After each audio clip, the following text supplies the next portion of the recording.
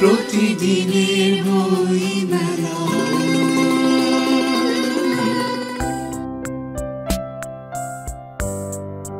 মেলায় দেখা হয়ে গেল লেখক আহমেদ সৈয়দ শাহনুরের সাথে, জানালেন তার লেখালেখি ও এবারের বই সম্পর্কে। আমার এই বইটি হচ্ছে লতায় লতায় পুষ্প। এটা হচ্ছে একটি নাট্য গল্প হিসাবে আমি চেষ্টা করেছি এটাকে লেখার, এবং এটার পিছনে আমার পুরো একটা বছর চলে গিয়েছে।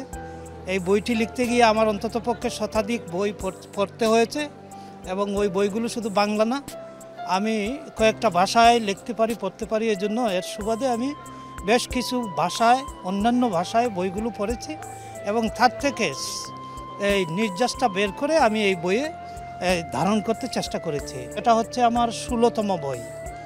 এর আগে আমার বই লেখা হয়েছে কবিতা, travel and tourism, business management, বিভিন্ন বিষয়ে আমি লিখে থাকি। কবিতাই বেশি লেখা হয়ে থাকে।